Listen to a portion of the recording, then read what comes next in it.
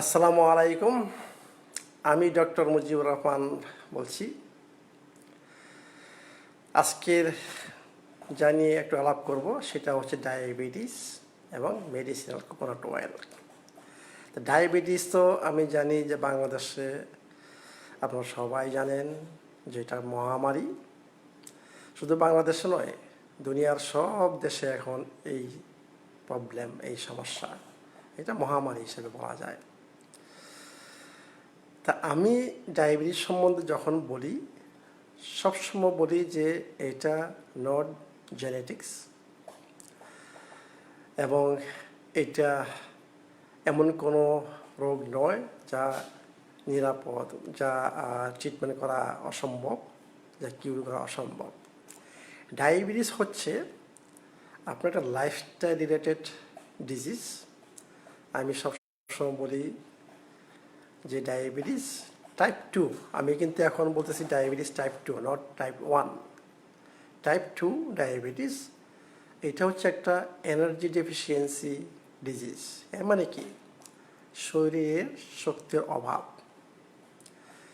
আমি আজকে বলবো যাতে আপনারা একটু বুঝতে পারেন যে কোকোনাট অয়েল কীভাবে ডায়াবেটিস পেশেন্টদেরকে সাহায্য করে, কোথায় ডায়াবেটিস, কোথায় কোকোনাট অয়েল, তাই না? আমি আপনাকে একটু বোঝানোর চেষ্টা করতেছি। তো যেহেতু এনার্জি ডেফিসিয়েন্সি ডিজিজ, এর মানে কি আমাদের সেলগুলা আমাদের শরীরের জন্য যে এনার্জির দরকার তা উৎপাদন করতে পারতেছে না। কিসের জন্য? আপনারা যদি নাও জানেন, আমি বলতেছি, আমাদের গাড়ির ইঞ্জিন স্টার্ট করতে বা গাড়ি চলতে আপনাদের ফুয়েল লাগে, তাই না? সেম আমাদের শরীরটা, আমাদের বডিটা চলতে হলে আমাদের ফুয়েলের দরকার। ফুয়েল ছাড়া এনার্জি হবে না। এই সেলের ফুয়েলগুলো কি? সেলের ফুয়েল হচ্ছে দুটা জিনিস, একটা হচ্ছে গ্লুকোজ আর একটা হচ্ছে ফ্যাটি অ্যাসিডস। গ্লুকোজ বলতে আমি বুঝি চিনি, মিষ্টি জাতীয় যা খান, সাদা ভাত, সাদা আটা যা খান, এন্ড প্রোডাক্ট হবে গ্লুকোজ। ফলের যে এন্ড প্রোডাক্ট এটা ফ্রুক্টোজ। এগুলা সবই হচ্ছে মানে কার্বোহাইড্রেট। আমি বলি এই পুরা গ্রুপকে বলা হয় কার্বোহাইড্রেট। যারা প্রচুর পরিমাণে কার্বোহাইড্রেট খাচ্ছেন ওদের মেটাবলিজম হয়ে যাচ্ছে কার্ব মেটাবলিজম। এর মানে কি আপনার সেলগুলা কার্বোহাইড্রেট থেকে, গ্লুকোজ থেকে শক্তি উৎপাদন করতেছে, এটা মনে রাখবেন।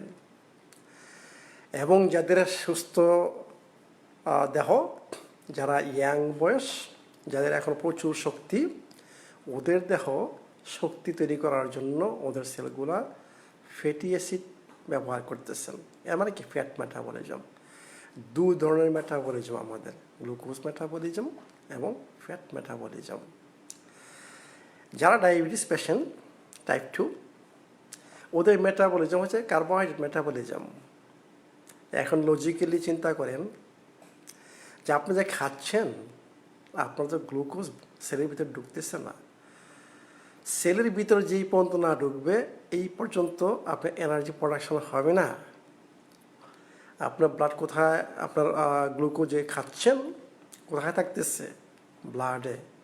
আমরা যখন ডাক্তারের কাছে যাই বা আপনি যদি নিজে মাপেন, দেখবেন যে গ্লুকোজ আপনার ব্লাডে। অ্যাকচুয়ালি ব্লাডে গ্লুকোজ থাকার কথা না। ব্লাডে গ্লুকোজ থাকবে, অলওয়েজ থাকবে এবং অলওয়েজ সেলের ভিতরে ঢুকবে এবং অলওয়েজ এনার্জি প্রোডাকশন।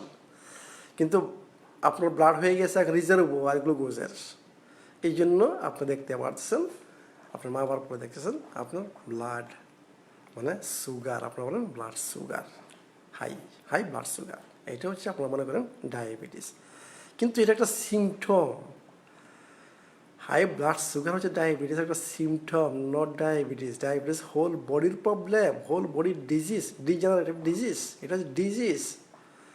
তো এটা কিন্তু আমাদের ডাক্তাররা বলেন না আপনাদেরকে যে হাই ব্লাড সুগার মানে হচ্ছে একটা সিমটম, এটা রোগের একটা সিমটম।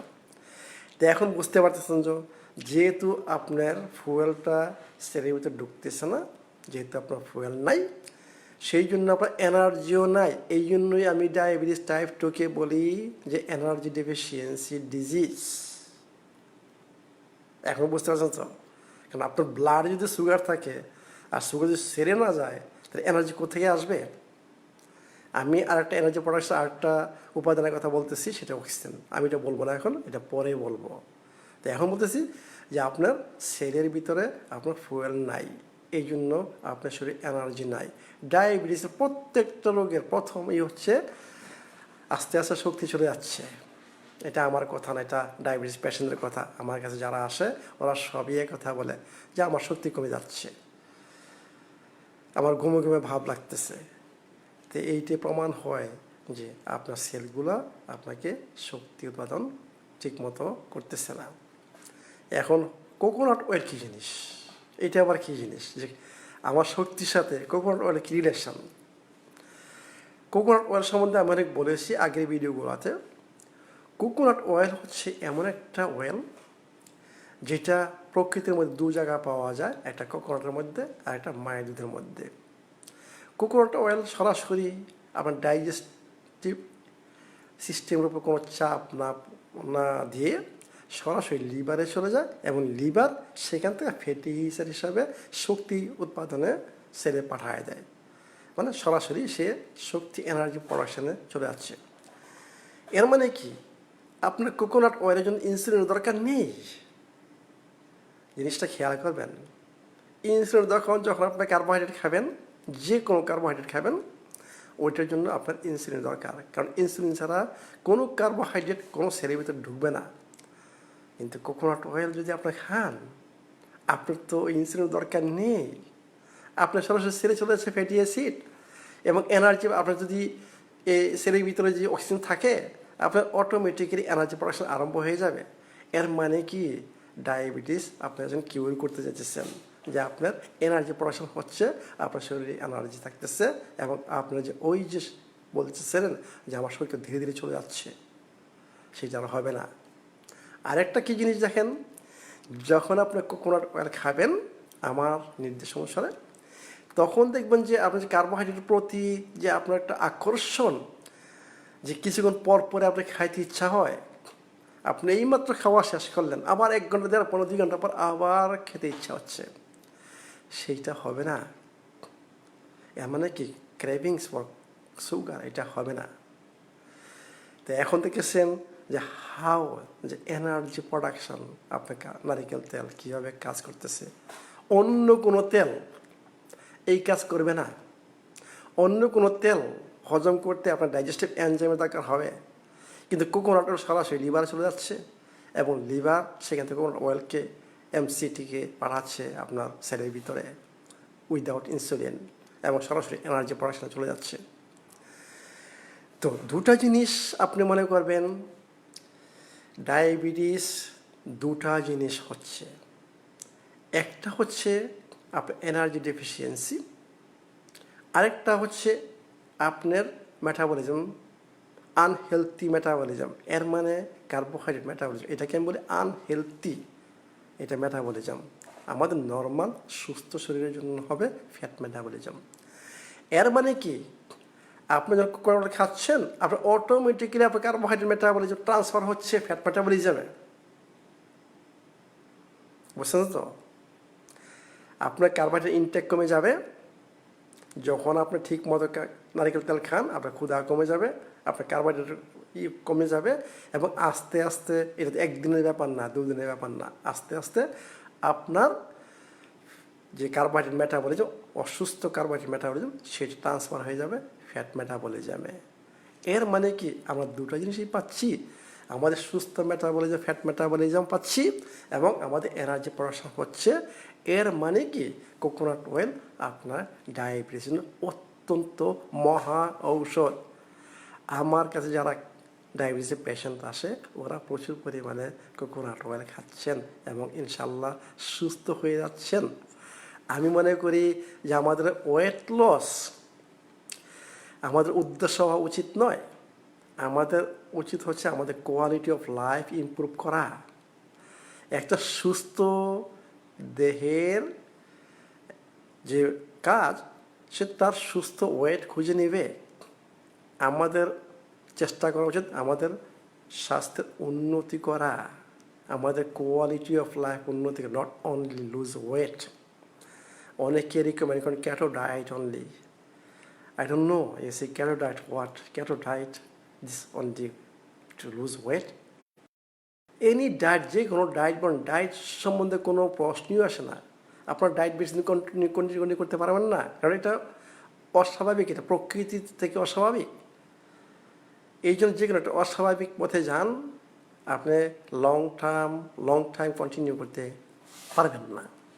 ক্যাটো ডায়েট খুব ভালো ডায়েট, আই সাপোর্ট ক্যাটো ডায়েট, কিন্তু নট ফর এভরিবডি। আপনার ডাইজেশন আগে ঠিক করেন। ক্যাটো ডায়েটে আপনার ফ্যাট খাচ্ছেন, প্রোটিন খাচ্ছেন, এগুলো অত্যন্ত ডাইজেশনের জন্য অত্যন্ত কষ্টকর। প্রচুর পরিমাণে এনজাইম আপনি ইউজ করবেন, একমাত্র কোকোনাট তেল ছাড়া, আর বাকি সবগুলো আপনার ডাইজেস্টিভ এনজাইমের দরকার। আপনি যদি অসুস্থ হন, আপনার শরীরে যদি ইনডাইজেশন থাকে, আপনার শরীরে এমনি নাই ডাইজেস্টিভ এনজাইম, তা আপনার তো আরও প্রবলেম হবে ইনডাইজেশনের। তো এই জন্য আগে ডাইজেশন ঠিক করেন, এরপরে ক্যাটো ডায়েট ফলো করেন। নট লং টাইম আপনি যখন করবেন, তখন আপনি ন্যাচারাল খাবার দিকে চলে আসেন। নেশা থেকে সব খেতে হবে অ্যাকচুয়ালি, কারণ একটা খাবারে যা থাকে অন্য খাবারে তা নেই। সেই মনে করেন যে দুই ধরনের ফাইবার আছে, সলুবল ফাইবার, ইনসলুবল ফাইবার। শাকসবজিতে যারা ক্যাটো ডায়েট খাচ্ছেন, তারা শাকসবজি খাচ্ছেন, তারা অনলি শুধু সলুবল ফাইবারগুলো পাচ্ছেন, কিন্তু ইনসলুবল ফাইবারগুলো পাচ্ছেন না। এগুলো কোথায়? এগুলো আপনার গ্রেইনসে, যে মনে করেন চালে, গমে, তারপরে ডাল, এইসব এগুলো হচ্ছে ইনসলুবল। এইগুলো আমাদের বাউল মুভমেন্টের জন্য অত্যন্ত দরকার। আমি তো পরে আবার আরও বলবো, মানে আমাদের নিয়ে, গাট নিয়ে, কোলন নিয়ে, তখন বুঝতে পারবেন যে কিসের জন্য ইনসলুবল ফাইবারের দরকার। এখন যদি আমি শুধু ফ্যাট খাচ্ছি, ভালো ফ্যাট, এবং প্রোটিন খাচ্ছি এবং শাকসবজি খাচ্ছি, আমার বাউল মুভমেন্ট ঠিকমতো হবে না, এটা মনে রাখবেন। কারণ কোথাও ফাইবার নেই, যেটা আপনি খাচ্ছেন শাকসবজিতে ইনসলুবল ফাইবার, ফ্যাটে কোনো ফাইবার নেই, প্রোটিনে কোনো ফাইবার নেই। এর মানে কি ইনসলুবল ফাইবার আপনার শরীরে নাই, বাউল মুভমেন্ট আপনার আস্তে আস্তে কম হবে। তো এটাও অস্বাভাবিক। তো ডায়াবেটিস পেশেন্টের জন্য দুটো ফাইবারের দরকার, অত্যন্ত দরকার ফাইবার ডায়াবেটিস পেশেন্টের জন্য। সলুবল এবং ইনসলুবল ফাইবার দুটো দরকার, কিন্তু একটা লিমিট আছে। আমি আমার পেশেন্টদেরকে সব কিছু খাইতে বলি, ওরা সব কিছু খায়, এবং ইনশাল্লাহ ওদের quality of life, not only control blood sugar. আমি আবার বলতেছি, ব্লাড সুগার একটা symptom, not only control symptom. আপনার কোয়ালিটি অফ লাইফ, আপনার এনার্জেটিক, আপনার সেক্সুয়াল পাওয়ার, সব কিছু আপনার থাকতেছে, আপনি একটা লাইফ লিড করতেছেন, quality of life. That's the important thing. তো এই জন্যই বলি যে কোকোনাট অয়েল এবং আপেল সাইডার ভিনেগার ডায়াবেটিস পেশেন্টের জন্য মোস্ট ইম্পর্টেন্ট থিং। এতে করে আপনারা যদি ওষুধ খাচ্ছেনও, আপনাদের ওষুধের পরিমাণ অনেক কমে যাবে, এবং কোনো এক সময় ওষুধ দরকারই হবে না। যারা ইনসুলিন খাচ্ছেন, ইনসুলিন নিচ্ছেন, ওদের ইনসুলিন ডোজের পরিমাণ আস্তে আস্তে কমবে, এমন এক সময় আসবে যখন ইনসুলিনের দরকার হবে না। তো আমি যেটা বলি যে আমাদের এখানে আমাদের ক্লিনিকে আসার দরকার নেই। যারা মেডিসিন কোকোনাট অয়েল ব্যবহার করতে পারতেছেন, আপেল সাইডার ভিনেগার আছে, এবং আমার ন্যাচারাল হেলথ ফুড ডায়েট, আমি বলি ন্যাচারাল হেলথ ফুড ডায়েট, এর মানে কি নেচার থেকে যা আছে সব কিছু খাবেন। এইটা যদি ফলো করেন, এবং অফকোর্স আমাদের আরেকটা ইম্পর্টেন্ট জিনিস, যেটা আমি বলছি যে ফুয়েল, অনলি ফুয়েল দিচ্ছি, কিন্তু অক্সিজেন কোথায়? সেটার জন্য আপনার দরকার হবে ডেইলি মুভমেন্ট। শরীরের কন্ডিশন অনুসারে, আমার নির্দেশ অনুসারে আপনারা ব্যায়াম করবেন। যাদের সম্ভাবনা আছে, যারা হিট করতে পারেন হিট করবেন, যেটা হাই ইন্টেন্সিভ ইন্টারভাল ট্রেনিং, এটা করবেন। আর যাদের ওই পরিস্থিতি নাই, তারা হাঁটবেন, আস্তে আস্তে হাঁটবেন, এরপর দেখবেন হিটে আসবেন। হাঁটবেন, জোরে হাঁটবেন, হাঁটবেন, জোরে হাঁটবেন, রেস্ট নেবেন। এইভাবে এটাকে বলে হিট, মানে হাই ইন্টেন্সিভ ইন্টারভাল ট্রেনিং। আপনি বেশি মানে শরীরের উপর স্ট্রেস দিবেন না, বুঝছেন? কারণ স্ট্রেস আপনার জন্য খুবই খারাপ, ডায়াবেটিস পেশেন্টের জন্য স্ট্রেস খুবই খারাপ। তো আজকে এখানেই শেষ করতেছি। ডায়াবেটিস সম্বন্ধে আরও পরে আলাপ করব যে ডায়াবেটিস যে আমাদের সাথে আমার যে অ্যাপ্রোচ, আমি যে ডায়াবেটিসের ট্রিটমেন্ট করি তার সাথে আমাদের ট্র্যাডিশনাল মেডিকেল সায়েন্সের কী ডিফারেন্স, আমি সেই সম্বন্ধে বলবো নেক্সট ভিডিওতে। তখন আপনারা বুঝতে পারবেন যে ডায়াবেটিস কিউর করা সম্ভব না। কিছু না, আমি যখন সেমিনার করি, আমার সেমিনার যখন ডাক্তাররা থাকেন, অনেক ডাক্তাররা বলেন আমার ব্রেন প্রবলেম, আমার ব্রেন খারাপ, কিন্তু আমি ওই ডাক্তারকে বলি যে আপনারা আমার ক্লিনিকে আসেন, আপনাদের নিজের চোখে দেখেন যে ডায়াবেটিস কিউর হয় না। কিউর বলতে আমি সবসময় বলি একটা জিনিস মনে রাখবেন, quality of life without medicine, without doctors, without any diagnostic procedures, that I call cure. কিন্তু আপনি যদি মনে করেন শরীর ড্যামেজ খুব একটা না করেন, আপনি 100% ইনশাল্লাহ কিউর হবেন। কিন্তু ড্যামেজ হয়ে গেছে, লিভারের ড্যামেজ করে ফেলেছেন, কিডনি ড্যামেজ করে ফেলেছেন, আপনার সমস্ত ব্লাড ভেসেলস ড্যামেজ করে ফেলেছেন, মাইক্রো সার্কুলেশন ড্যামেজ হয়ে গেছে, তো সেখান থেকে আপনি কী মনে করেন যে কিউর কি সম্ভব? যে কোনো একটা লিমিট আছে, তো লিমিটের ভিতরে যদি থাকেন ইনশাল্লাহ 100% কিউর হবেন। তো কিউর হওয়া মানে কি, আপনি যদি ওই কিউর চান, যে কিউর আমি বলতেছি, সেটার জন্য আমার ক্লিনিকে আসতে হবে। আর আপনাদের ওষুধ ছাড়া, ডাক্তারের পরামর্শ ছাড়া কোয়ালিটি অফ লাইফ ইমপ্রুভ করার জন্য আমার রিকমেন্ডেশন ফলো করেন। আমার বাংলা একটা বই বের হবে, আমি পরে আপনাদেরকে বলবো কোথায় পাওয়া যাবে, কোথায় কিনতে পাওয়া যাবে। আগে একটা বই ইংলিশে ছিল।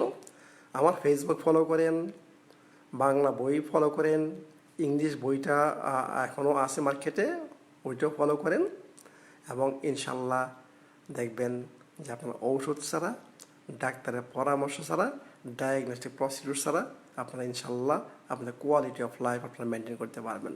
তা আজকে এখানে শেষ করতেছি। আসসালামু আলাইকুম।